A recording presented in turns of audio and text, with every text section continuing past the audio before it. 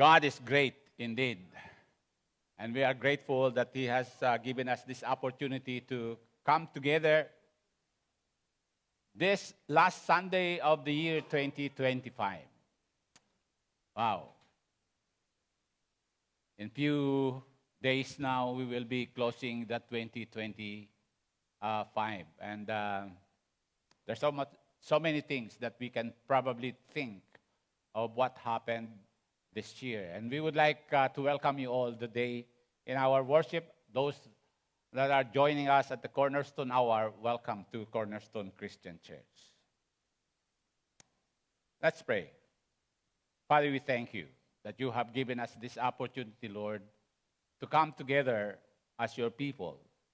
And we are so grateful, Father, because we know that you have been faithful to us through the years. And we are asking, Father, that today you speak to our hearts, to reveal to us what you would like us to learn, so that our lives will continue to be aligned with your purpose. So speak to our hearts today, Lord. In Jesus' name we pray. Amen.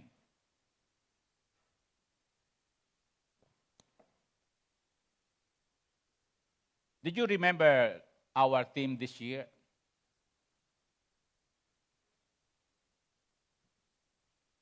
Embracing change, what?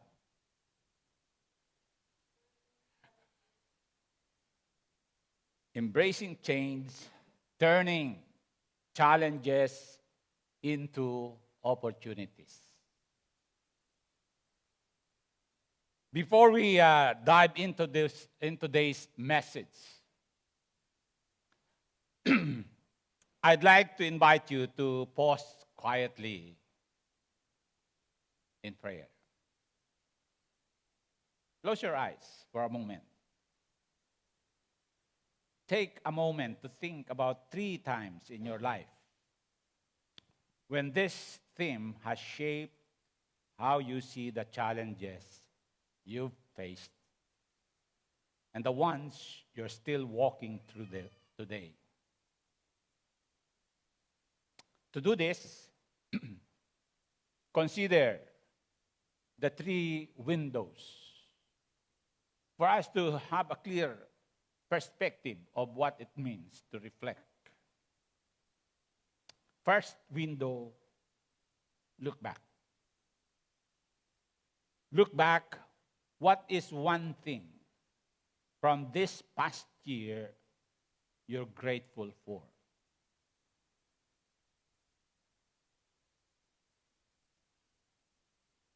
The second window, look around.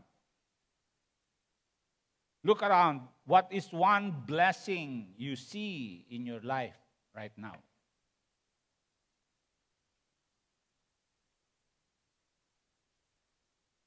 And the third window, look ahead. Look ahead beyond 2025.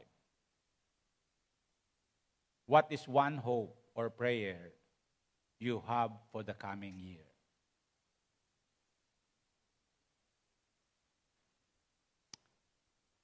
And you can turn around to your neighbor and share whatever it is that have come into your mind as you peep into the 3 windows.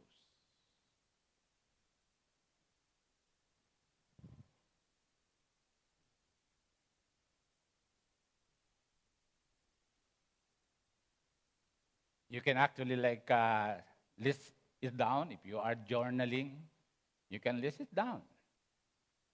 You know, it's better for us to look into the time that have passed. Because I believe that we do not, and I do, my own personal conviction, I'm not creating a theme for the year for nothing. I'm not creating any theme for nothing. And so, as we begin to think of our lives, we stand as a church, as at the threshold of a new year. We recognize that this moment is more than a calendar change. It is a spiritual checkpoint, a sacred pause to look back with gratitude, look around with awareness, and look ahead with hope. So life moves in cycles.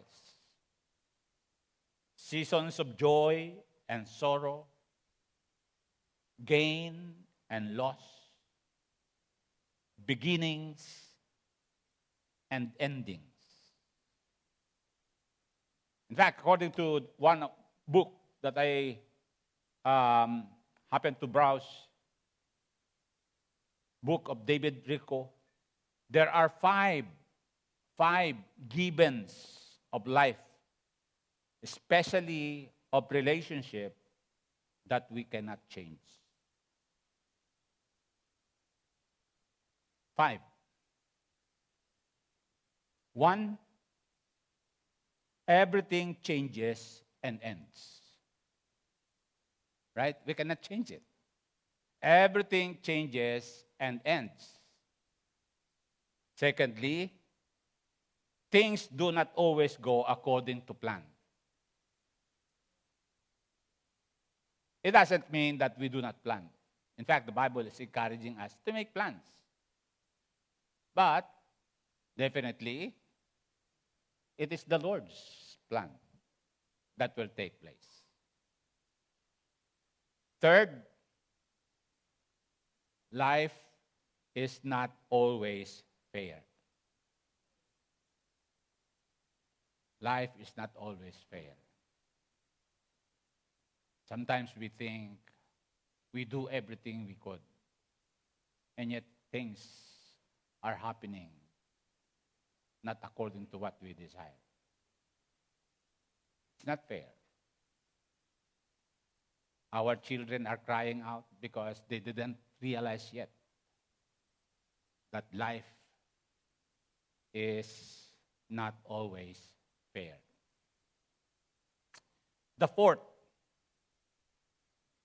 pain is part of life. Pain is part of life. It's true, right? We experience pain in many areas. We experience pain in disappointments, in frustrations, in all kinds of relationships. Physical, sickness, all of those create pain. And the number 5, people are not loving and loyal at all times. We should be aware of that. People are not loving and loyal at all times. It is a sad reality that even in the Christian context, this is still happening, right? People are not loving and loyal at all times. Look around and think about the time that you have been frustrated and hurt because there is betrayal in a relationship.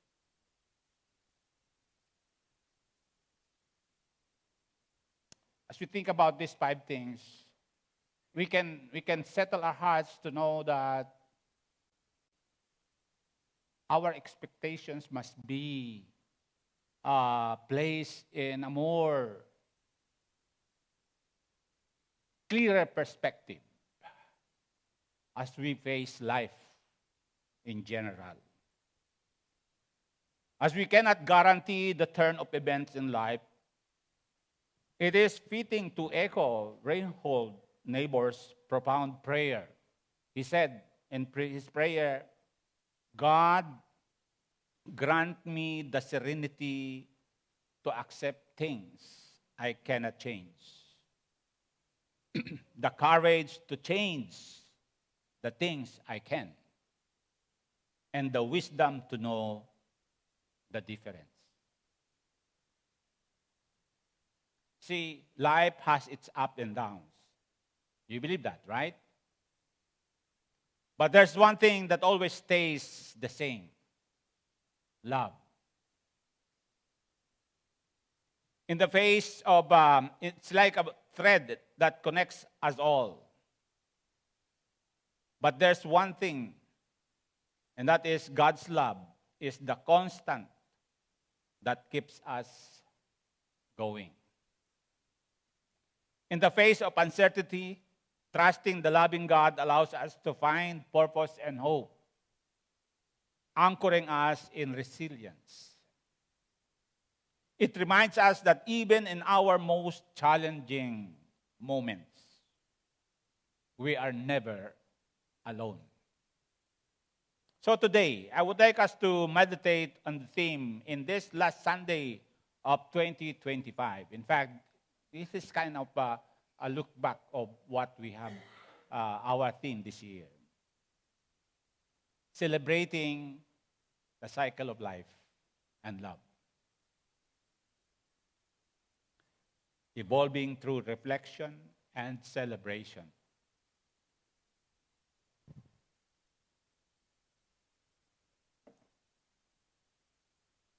This is not about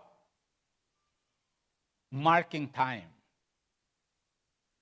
It is about growing deeper in faith and closer to God.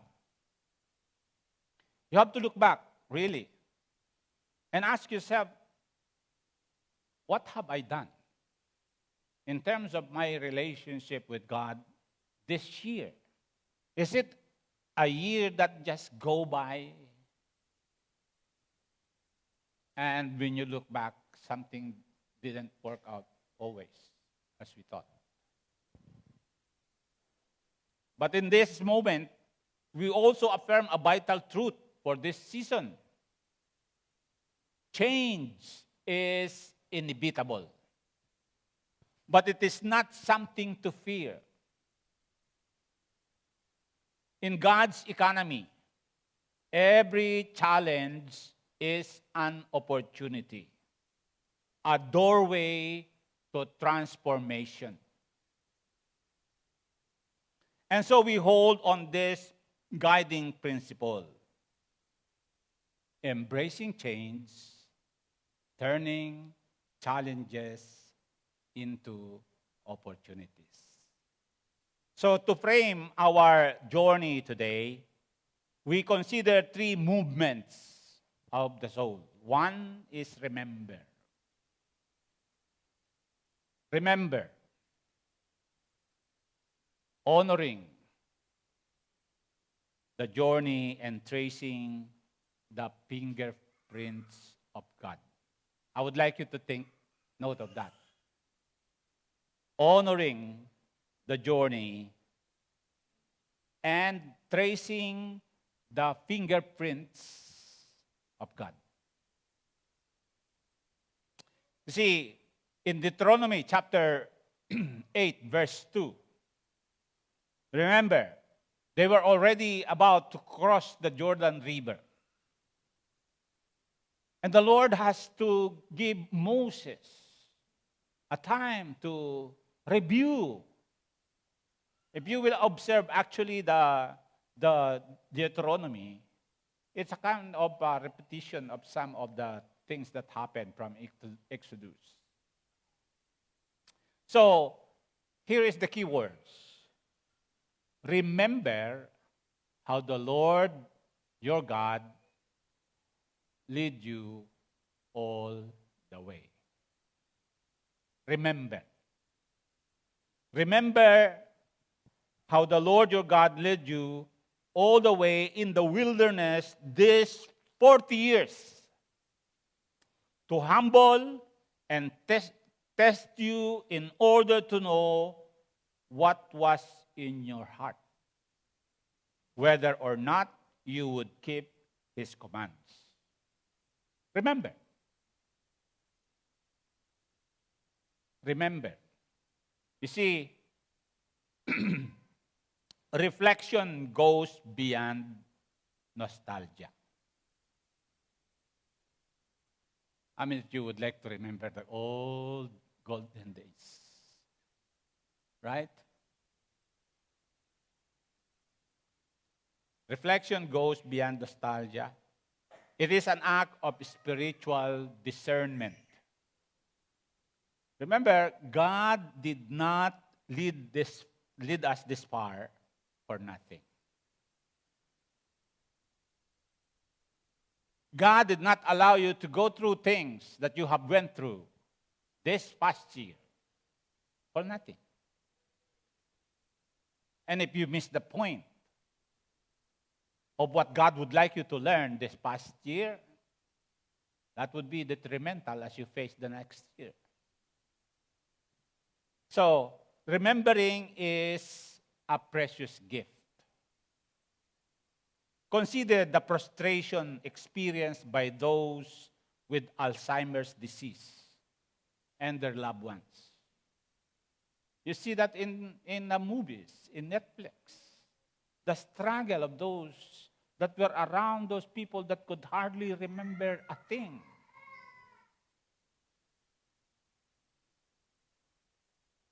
That's why remembering is a gift.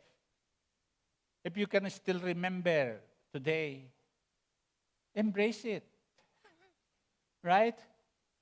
Because as we age, things are changing. Sometimes you drive around and you don't know why you are actually in that place.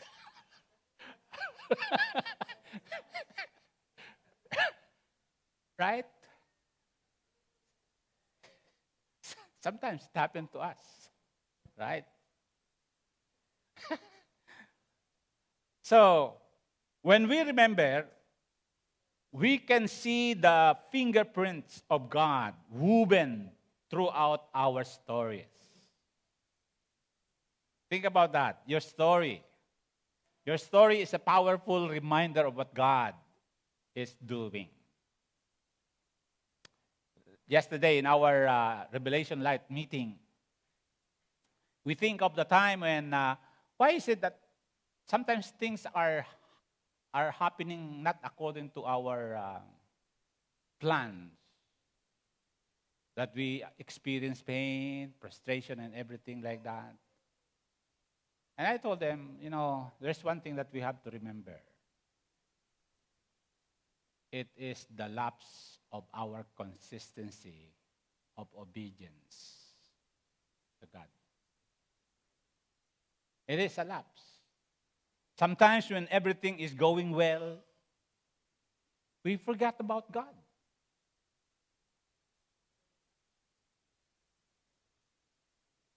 So we ask ourselves, what do we gain by remembering?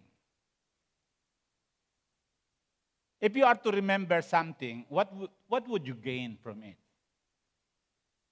Can you imagine what is happening to you if you remember only the pains? What would happen to you if you remember the pains? All throughout the year, you always remember the pain. You become a bitter person. See? You could not see the lighter side of life. It's always gloomy and hopeless. So what do we gain by remembering? See? We remember God's faithfulness in the past. Every triumph and trial has shaped us. Remember, look at the verse. Remember how the Lord, your God, led you all the way in the wilderness. This 40 years. You might not be 40 years old. You might be beyond 40 years old. We are no longer in the calendar. Our age is not in the calendar anymore. Some of us have already crossed the 2 months of the calendar in numbers of years. Right?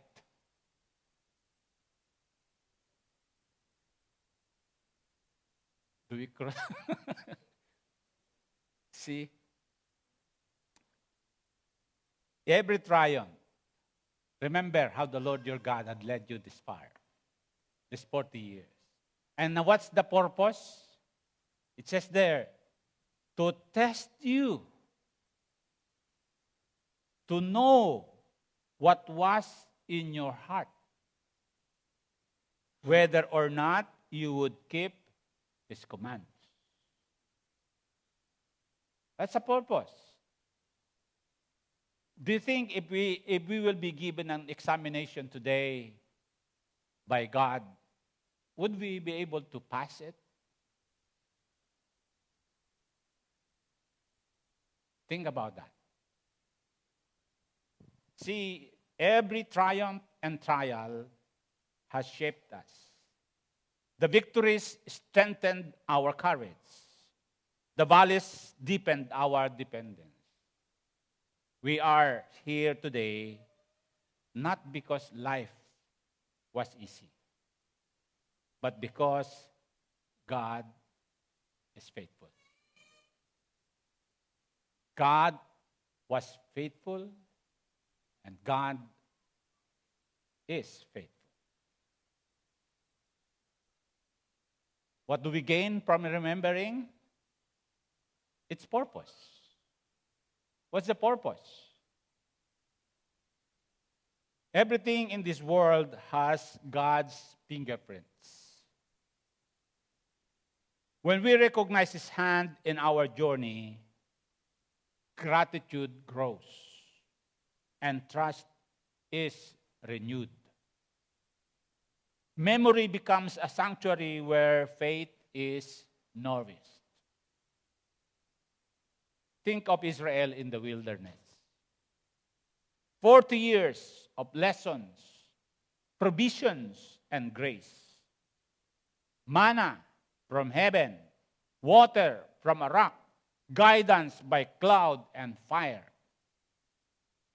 God called them to remember so they would not forget who sustained them. You know, sometimes because we have this kind of affluence in some point of economy probably, we thought that we made it ourselves. But remember, God is the one sustaining us. If He decides to test you again and remove those security in your mind, what will happen to you? If there is an opportunity for us to remember and commit ourselves to God,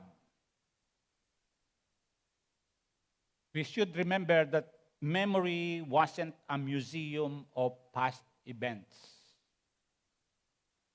It was a map for future obedience.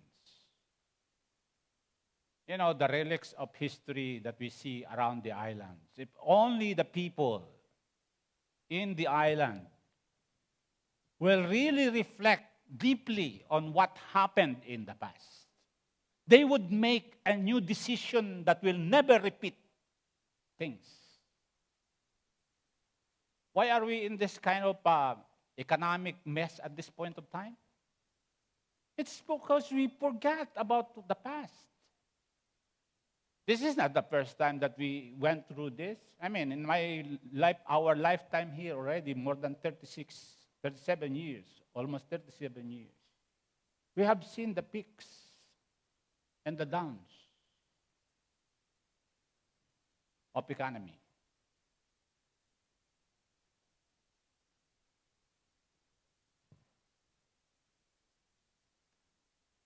So remembering God's past deeds fosters obedience, trust, and gratitude. Apostle Paul reminded the believers about the word of the Lord in regards to the Lord's Supper. Right? The key word is, do this in remembrance of me. Our participation in the Lord's Supper becomes meaningful only when we remember the sacrifices of our Lord Jesus Christ. It is not for nothing. It was to give us life and to save us from the power, from the penalty of sin. And we are looking forward that we will be free completely from the presence of sin. So, believers today can draw lessons on the value of God's gratitude, provision, and loving disciplines in their spiritual journey. So, what significant lessons has God taught you over the past year? Think about that. See, as we remember, our hearts become tender to God's leading. Memory prepares us for movement. From remembering God's work and faithfulness, we are ready to embrace renewal. And this leads us to the second point. Renewing.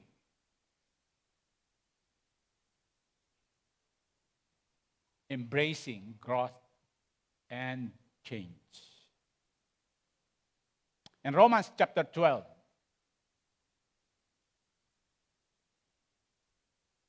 let me just read it from the two verses there.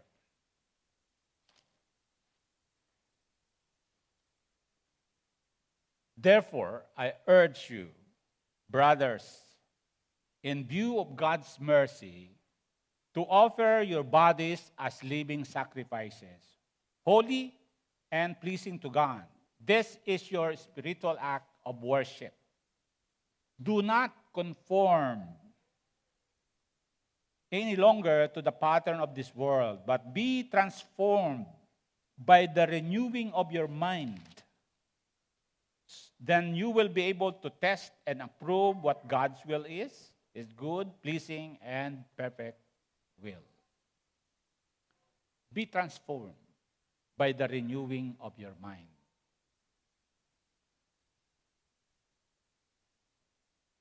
How many of you are flexible in your thinking? Because there are people that are considered to be one-track mind. When people are one-track mind, you can't bring them to any other side. They will remain there.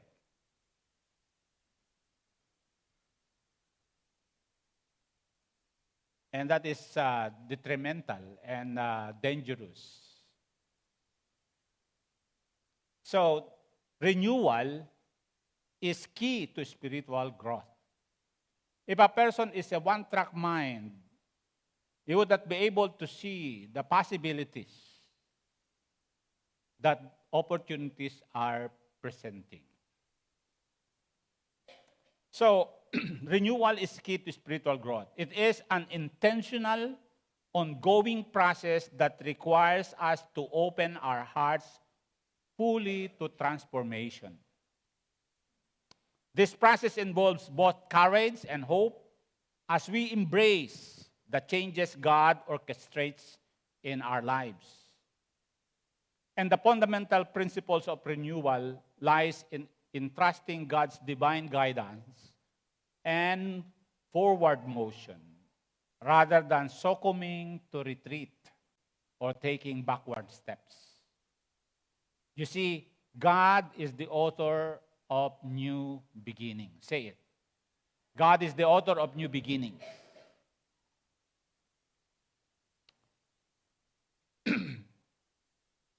Each ending we face in life is not a finality, but rather a doorway to fresh opportunities.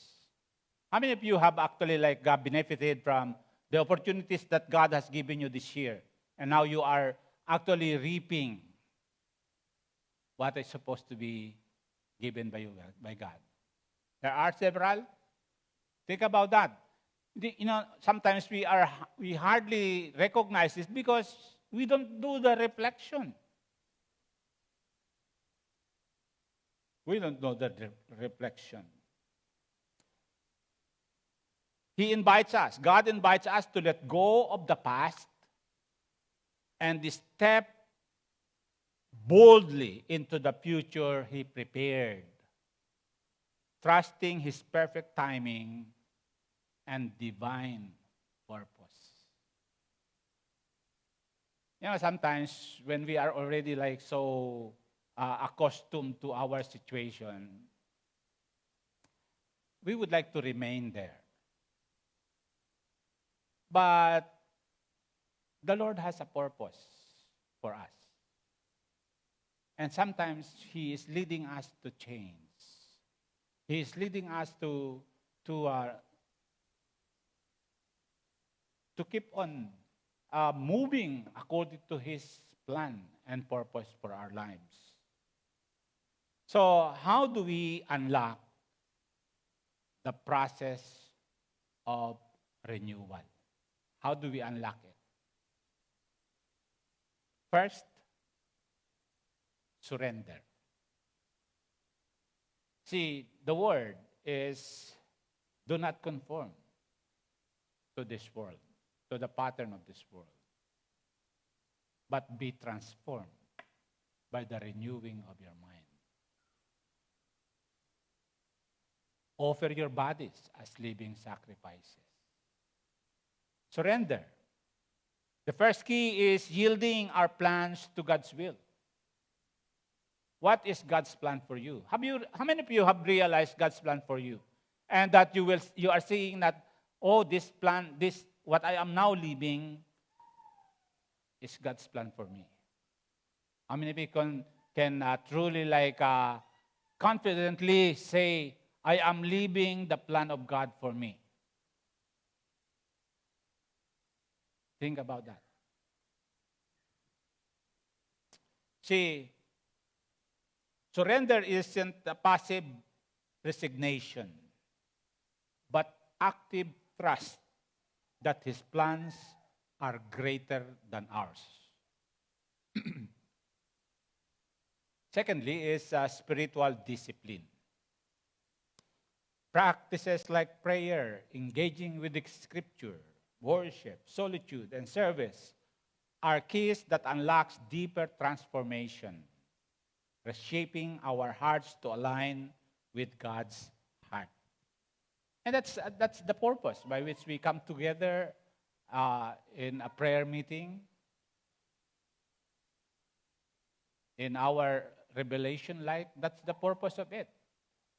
We would like God to speak to us early in the morning for us to have a fresh perspective of what He would like us to do. Excuse me.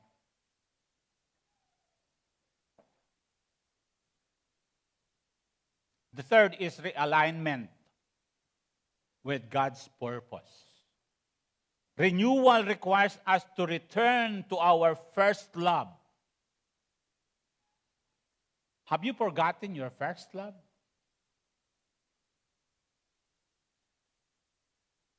Think about that. Revelation chapter 2. The Lord wrote to Ephesian church. And He said, I know what you are doing. Your faithfulness and everything like that. You are doing it for me. And yet I have one thing against you. You have forgotten your first love. You have forgotten your first love. renewal requires us to return to our first love, Christ, and our core mission. It's about recalibrating our lives to reflect His purpose. You know why? Transformation is important. It is just like a caterpillar's transformation into a butterfly. The chrysalis feels confining, yet it is the very place where true transformation occurs. Change from the inside out. Whatever change from outside in is superficial. The real transformation is from the inside out. This symbolizes our own spiritual journey. We cannot embrace new seasons if we're clinging to our patterns, old patterns. Think about that. Can you imagine the butterfly? Would the butterfly be able to fly and we see its beauty if it remains in the cocoon? Shedding what no longer serves God's purpose makes space for the beautiful creation He is forming within. That's why our testimony is so important. It's a powerful message to the people around us, how God has changed us. So, from this viewpoint, we need to grasp the essential elements for change, which encompass recognizing or letting go of a habit or attitude, such as being constantly rushed, harboring resentment, or feeling fear, and many other things.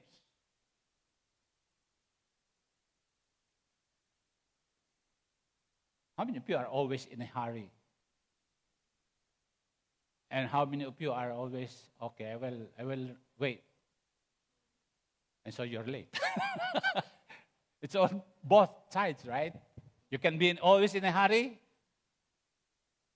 and you can be just so relaxed that you are not attending faithfully to your assignment. And you miss it. Yeah? Choosing to adopt one new practice that fosters growth. What are you going to adopt as a new practice this year? So that what God has already taught you this year will continue to flourish. And then crafting a simple framework of spiritual commitment for a new year. I'm not going to ask you about your New Year's resolution because it is only good for 3 days.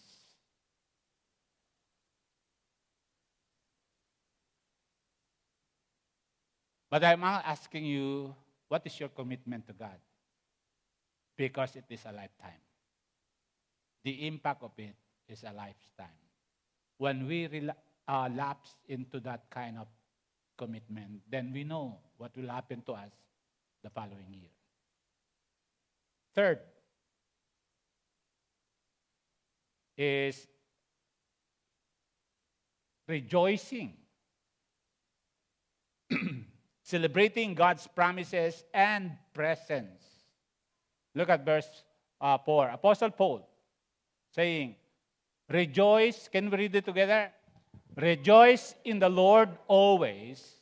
I will say it again. Rejoice. Rejoice in the Lord always. I will say it again.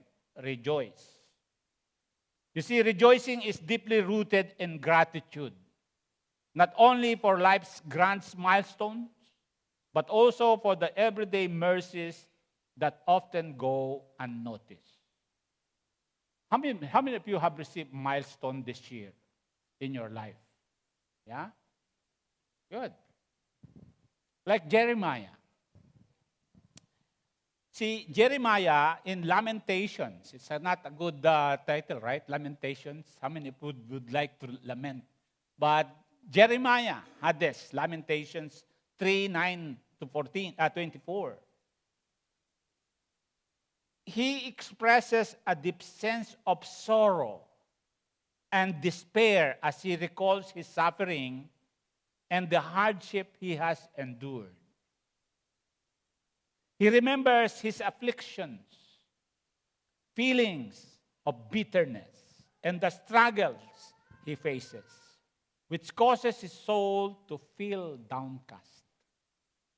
However, amidst this pain, he shifts his focus and chooses to remember the steadfast love and compassion of the Lord.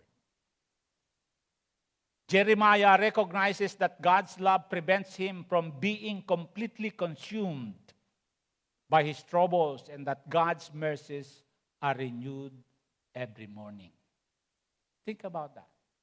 How God's mercies are renewed every morning.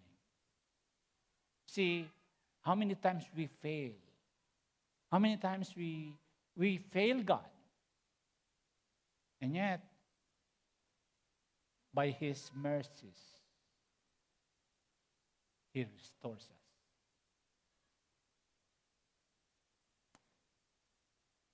This realization brings him hope, leading him to affirm that the Lord is his portion and encouraging him to wait for God's help and presence.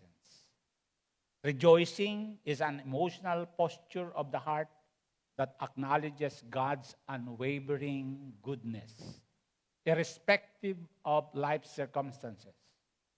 Why is rejoicing possible even when life seems to be unfair in every turn? See, the nature of joy should be a conscious choice of the person. It should be our choice. If you don't want to rejoice, you will always be, your face will see it. It's always gloomy and dark. No signs of life. So it's a choice. Christian joy is not circumstantial, as we say. It is foundational. Unlike fleeting happiness that depends on external situations, joy in the Lord is anchored in the unchanging nature of God. It boldly declares and recognizes God is here, even in the quiet, unnoticed moments. God is working, even when outcome seems uncertain. God is faithful through every season of life. Similar to the bridge of the song Waymaker by Leland Mooring and Cassie Moore, which says, even when I don't see it, you're working. Even when I don't feel it, you're working. You never stop. You never stop working. You never stop. You never stop working. That is what our God is. And that is enough for us to rejoice. Amen? God never stops working. Even in your circumstances right now, He is not stopping in working to make things go out on His plan for you. Even if it seems contrary to your desires, God is working. All you need to do is to set your hearts in obedience. This mindset transforms our outlook. Instead of being overwhelmed by life storms, we stand firm, knowing that God's presence is our constant source of joy. So how can we rejoice in the seasons of life? 3 things. Worship. Worship. Lift your heart and eyes above your current situation. Worship shifts our focus from our problems to the Savior reminding us of His sovereignty and love. The psalmist encourages us, "Come, let us sing for joy to the Lord. Let us shout aloud to the rock of our salvation." Worship. How important is worship to you?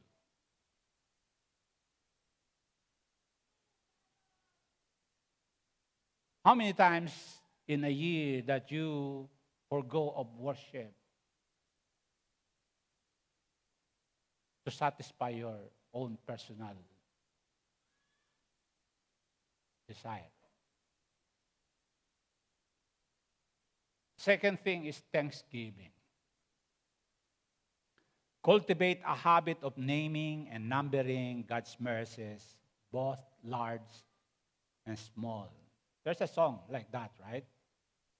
Count your blessings and name them one by one, and see what the Lord has done. If you will do the numbering of the blessings of the Lord in your life this year, would your fingers, both toes and your fingers, are enough to count it? Or you need calculator?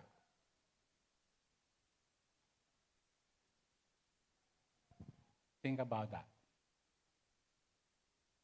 See, a grateful heart recognizes God's fingerprints in everyday detail.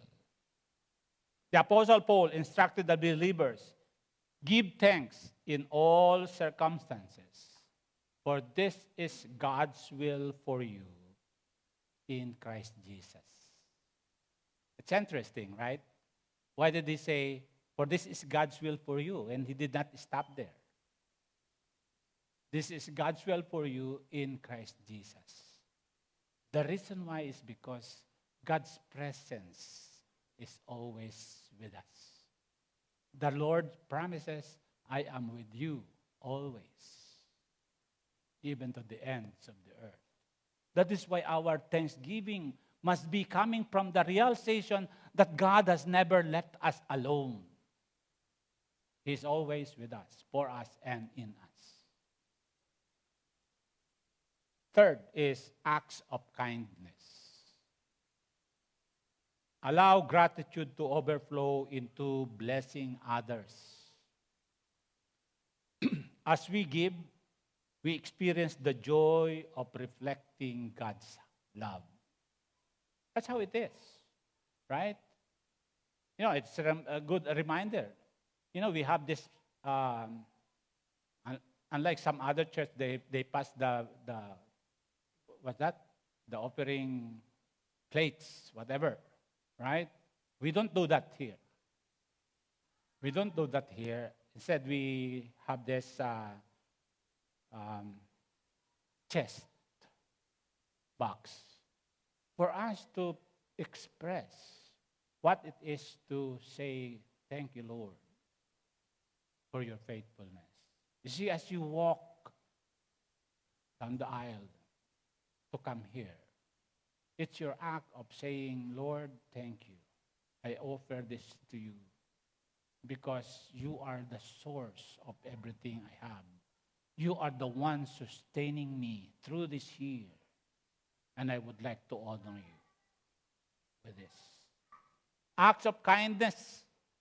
As we give, we experience the joy of reflecting God's love. The word reminds us in Acts chapter 20, verse 35, it is more blessed to give than to receive. Consider the apostle's situation when he penned the words, "Rejoice in the Lord always." He was imprisoned. He was jailed. His surroundings were grim, yet his heart overflowed with joy. Paul's joy wasn't tied in his environment, but to his relationship with Christ. His life teaches us that joy is not about where you are. It is about who is with you. And we have Emmanuel, God with us, as our eternal companion. So, to continue living a life of rejoicing, we must speak life. Speak life to your situation. Do not operate on defeatist mindset. Yes, life is hard and that we cannot change it. There are pains in life. Life is unfair at times. We cannot change it. But still, speak life. Say, speak life.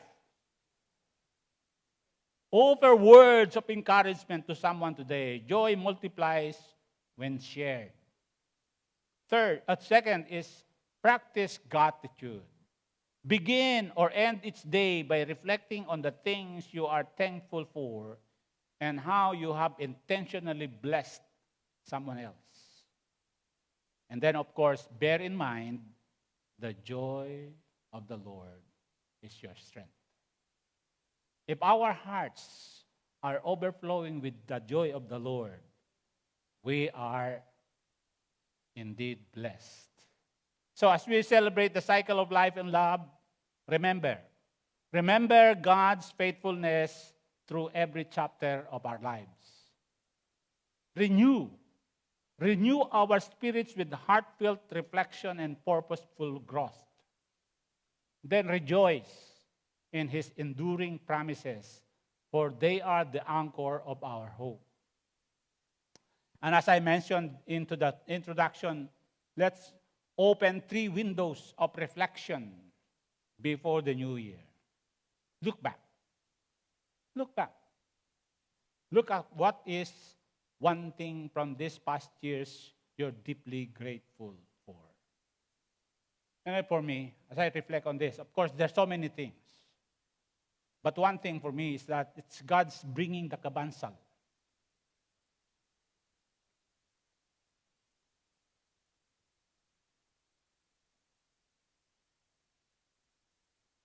To help us in transition.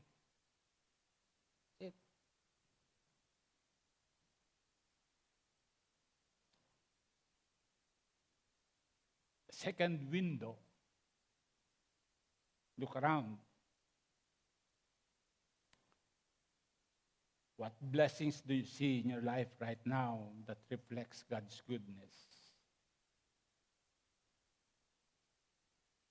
See God allowing us.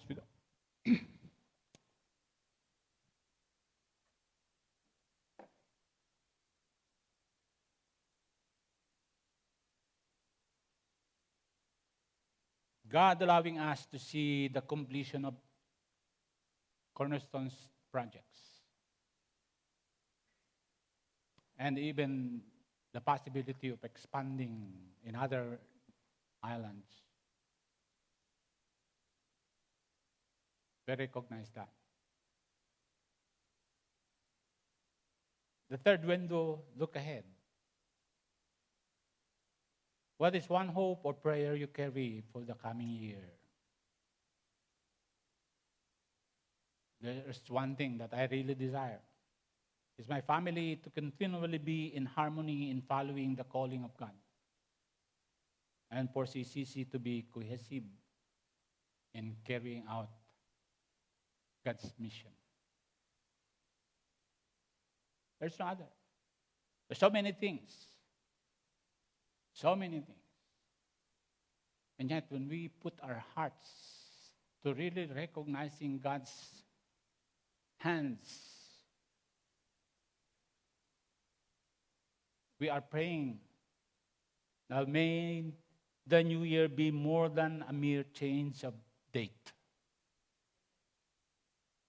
And remember that by next Sunday, your check must be 2026. Right? May it symbolize a transformation of hearts, a deeper walk with God that draws us closer to His heart, a richer experience of His grace that sustains us today or daily, a greater outpouring of His love flowing through us to touch the lives of others. I'd like us to read this responsibly.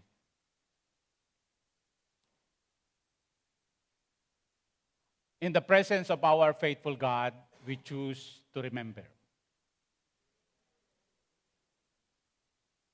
In the strength of the Spirit, we choose to renew.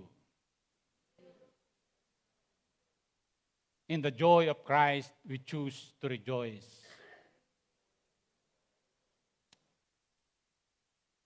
Let's pray.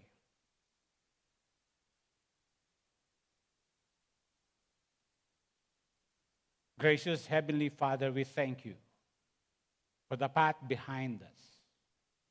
Your fingerprints on our days, your mercies new each morning, your faithfulness that never fails. Teach us to remember well, to see your hand in our story, and to give you glory. Lord Jesus, renew our minds and hearts.